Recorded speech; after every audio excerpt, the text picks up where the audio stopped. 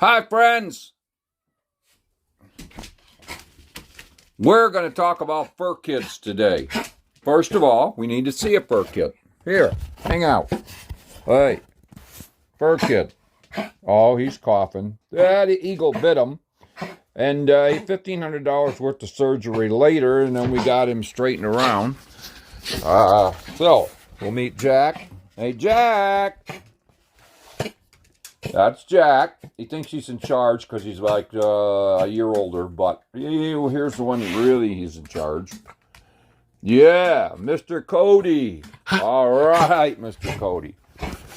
Okay, you scoffed enough, Cody, so then everybody knows you're here. Woohoo! Okay, we're getting back to there now. All right, I guess got my wash done and my dishes done. What else did I do? Oh, okay. Set my medicine up for the week. Starting this block. Now, they were all written on a list that I made last night about what I was going to do today. We'll do a little review here. Remember, I said make a list every single night before you go to bed, or fill it out during the day so that you will know what you want to do tomorrow, which today's tomorrow. Those are the things I had written down, plus rehearse. But, yeah.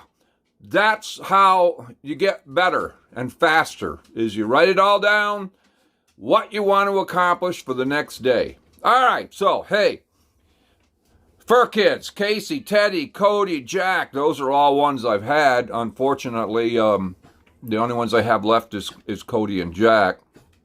Tell you a story about Jack. He's pretty cool because he talks to you and tells you exactly what he wants, and if you don't do it, then he's got to do the paw on the leg thing, and then you listen to it. But now Cody, I told you about Cody. Cody is the Jack Russell, who basically is the most arrogant, obnoxious human being fur kid human being that you have ever met, because he does it his way. If you say, stay out of the driveway, you'll find Cody in the middle of the driveway. If you say, get in this car, you'll find him in the woods. Cody does what Cody wants until Cody hears one word: stop before I come and get you. And then, choom, he does whatever you want him to do. I don't know, that's his thing. But anyway, the eagle did attack him. The eagle basically could only get him a few feet off the ground. This happened about a year and a half ago. And he literally bit the eagle in the foot. The eagle's running around out there somewhere, basically hurting, and that's good. And then the eagle dropped him, and when I got to him, he had to have $1,500 worth of surgery. It injured his throat, so he coughs a lot. We give him meds. He just got his meds. He'll stop coughing in a little while. All right. We had this cool fur kid by the name of Brownie Kid, which was she was a what do you call those? Chow. So she was cool, really cool.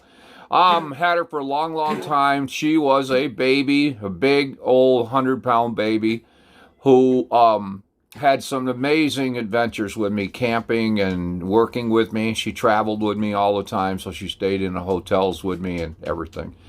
I remember this story, and the hotel clerk said, we don't have dogs in our hotel. And I said, well, that's great. She's not a dog. She's a fur kid. And I said, and he said, well, what's the difference? And I said, why don't you come right out in the parking lot and see? So he came right out. It's probably 11:30 at night. He came right out, and I opened the door, and I said, Brownie Kid, say hello. So she sat up, and she put her paw out to him, and he looked at me, and he looked at Brownie Kid, and he said, that's not a dog. I said, I told you that. And he said, yeah, she can stay. So you see, there are dogs, and there are people who have dogs on farms and stuff like that. That's where Jack came from, the farm. And all the cats around here, they're all strays because somebody drops them. And that doesn't mean you should drop yours. It just means that I feed them when they drop them. And everybody sleeps inside because it's cold. And then they never do anything wrong because I train them. I always find the one that's bad, and I take fingernail polish and drop it on top of his head so I can tell which one's bad to retrain that one better, and all the ones that are good don't have the fingernail polish on them. So there you go.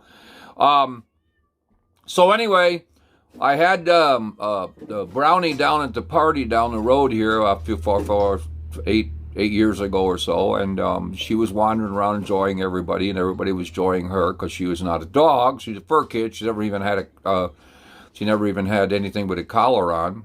Slept on the bed just like everybody else does now. So anyway, it was 4th of July, and they threw fireworks, and the fireworks landed right in front of a brownie kid, and she was so petrified that she took off on a dead run into the woods. I had to go out in the woods for hours and hours and hours and call for her, and she never came, and I was getting really scared and very angry, so I went back to the party and told everybody off and told them to get the hell out of there and leave before I got really mad, and then they did. Because I know somebody threw that fireworks on purpose. That's what happens when people drink. It's stupid. But anyway, I went back in the woods looking for Brownie Kid, and I knew there were 2 houses far, far up on the other side of the woods that literally a couple miles away. So I decided I would go find out if they were up there. So I walked all the way up there, and it's probably 11 o'clock at night by now. And I knock on the first door. Nope, haven't seen any furkids. No dogs either, you know. And went to the second door, knocked on the door. I said, you by chance haven't seen a brown? And he looked at me and he said, dog?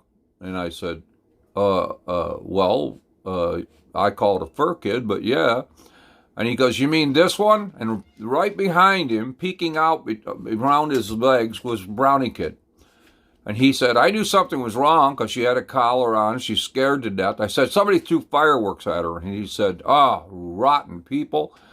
So I said, Brownie Kid, are you ready to go home? And she jumped into my arms, all 85 pounds of her, and we went home. So, you know, Brownie Kid and Teddy and Cody and Jack and all the cats, they all have something in common. They do not sleep outside. They do not get on runs. They basically, only time they ever see any kind of a run is if I want to go walking with them somewhere in public. And they stay on my lawn, which I have a big lawn, big field, and some partial woods. So they're not ever a problem. So if you got a dog out on a big old logging chain, shame on you. If you got a dog sleeping out at night, shame on you. Just put your address on here so I can call SPCA and have them come and take care of you. There are laws against this stuff, and it really irritates me that people don't know the difference between the animal that they have is a fur kid that is a human fur kid with lots of fur, and a dog. You shouldn't have a dog. You sure as hell shouldn't have a fur kid. So anyway, I know there's millions of you out there that have fur kids. They sleep with you. They eat. They try to get something under the table when you're eating, and they basically watch TV with you, and they snuggle with you all the time, and they don't want to be more than 2 or 3 feet away from you at any time. And they've been a great help to you emotionally, and they've done things that surprised you couldn't even believe, and like mine has. So, from one fur kid to another, fur kid lover, thank you for being a fur kid lover. See you. Love.